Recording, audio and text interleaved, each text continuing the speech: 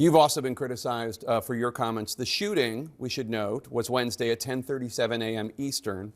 Just over 2 hours later, the Department of Homeland Security put out a statement definitively asserting what had happened, defending the ICE agent, accusing Renee Good of domestic terrorism. That's a characterization that you reiterated in a press conference half an hour later. Now, Republican Senator Tom Tillis said, quote, "It was very unusual to have a senior law enforcement official to draw a conclusion about an event where the scene was still being processed.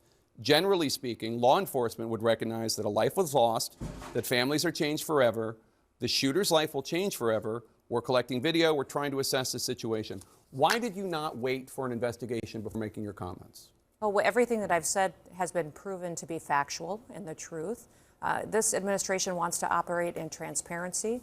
I have the responsibility as the Secretary of Homeland Security to know this information as soon as possible. Had just been in Minneapolis the day before, had already had conversations with officers on the ground and supervisors, and knew the facts, and decided that the department and the people of this country deserve to know the truth of the situation of what had unfolded in Minneapolis. But with all due respect, Secretary, the first thing you said was, quote, "What happened was our ICE officers were out in an enforcement action. They got stuck in the snow."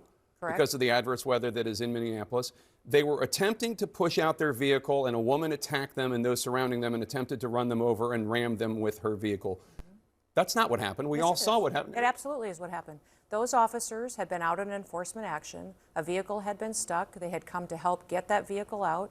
That's when this individual started blocking traffic for minutes and minutes. You said that the woman attacked them and surrounded them and attempted to run them over and ram them with her vehicle.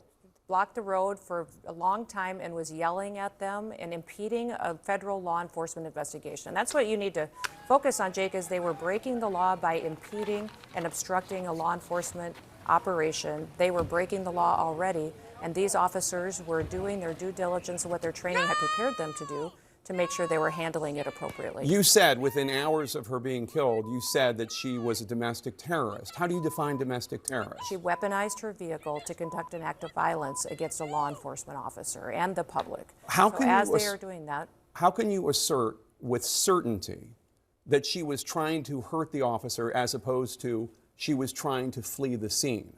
If you look at what the definition of domestic terrorism is, it completely fits the situation on the ground. This individual, as you saw in the video that we released just 48 hours after this incident, showed that this officer was hit by her vehicle, she weaponized it, and he defended his life and those colleagues around him and the public.